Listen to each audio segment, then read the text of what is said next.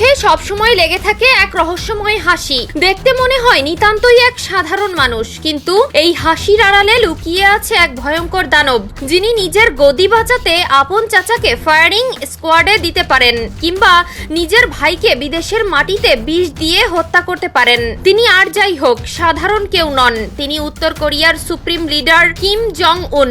বিশ্বের পরাশক্তি আমেরিকা যাকে জমের মতো ভয় পায়, আর নিজের দেশের মানুষ যাকে মনে করে জীবন্ত ঈশ্বর। কেন তাকে বলা হয় বিশ্বের সবচেয়ে ভয়ঙ্কর মানুষ? 2011 সাল বাবা কিম জং ইলের মৃত্যুর পর মাত্র 27 বছর বয়সে ক্ষমতায় আসেন কিম জং উন। তখন বিশ্ব নেতারা ভেবেছিলেন এই অনভিজ্ঞ তরুণ হয়তো দেশ চালাতে পারবেন না, কিন্তু কিম বিশ্বকে ভুল প্রমাণ করলেন। তিনি দেশ চালালেন, তবে কলম দিয়ে নয়, রক্ত দিয়ে। ক্ষমতায় বসার পরপরই তিনি শুরু করলেন 5 বা শুদ্ধি অভিযান। নিজের ক্ষমতার পথে বাধা হতে পারে এমন সন্দেহে তিনি সেনাপ্রধান থেকে শুরু করে নিজ পরিবারের সদস্যদেরও পৃথিবী থেকে সরিয়ে দিলেন। তার নিষ্ঠুরতার গল্পগুলো শুনলে গা শিউরে ওঠে। বলা হয় তিনি তার বিরোধীদের কামানের গোলা দিয়ে উড়িয়ে দিতেও দ্বিধা করেন না। কিম জং উনকে বিশ্বের সবচেয়ে ভয়ঙ্কর মানুষ বলার প্রধান কারণ তার নিউক্লিয়ার আর্সেনাল বা পারমাণবিক ভান্ডার। অন্যান্য দেশে পারমাণবিক অস্ত্র ব্যবহারের জন্য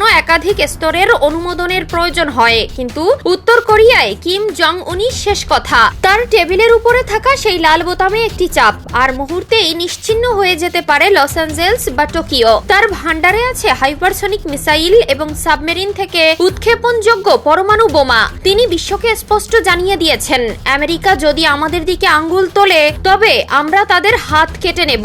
এই বেপরোয়া মনোভাবই তাকে বিশ্বের সবচেয়ে বড় হুমকি বা থ্রেটে পরিণত করেছে। কিম জং উন শুধু বিশ্বের জন্যই ভয়ঙ্কর নন, নিজের দেশের মানুষের কাছেও তিনি এক আতঙ্কের নাম। উত্তর কোরিয়া যেন এক বিশাল কারাগার। এখানে ইন্টারনেট নেই, বিদেশি টিভি চ্যানেল নেই, এমনকি জিন্স পরা বা বিদেশি সিনেমা দেখাও মৃত্যুদণ্ডযোগ্য অপরাধ। তিনি নিজেকে এমনভাবে উপস্থাপন করেছেন যে দেশের মানুষ তাকে মানুষ নয় বরং দেবতা মনে করে। ছোটবেলা থেকেই সেখানে শেখানো হয় আমেরিকা শয়তান আর কিম জং উন ত্রাণকর্তা। কেউ যদি তার ছবি বা মূর্তির অবমাননা করে তবে সেই ব্যক্তির 3 প্রজন্মকে জেল খাটতে হয়। এমন নিষ্ঠুর আইন পৃথিবীর আর কোথাও নেই। অনেকে তাকে পাগল বা রকেটম্যান বলেও ডাকেন, কিন্তু বিশ্লেষকরা বলেন কিম জং উন পাগল নন। তিনি একজন অত্যন্ত ধূর্ত ও জিও পলিটিক্যাল গ্যাম্বলার। তিনি জানেন পরমাণু অস্ত্রই তার একমাত্র রক্ষা কবচ। সাদ্দাম হোসেন বা গাদ্দাফির মতো পরিণতি যাতে তার না হয় সেজন্য তিনি পরমাণু কর্মসূচি থেকে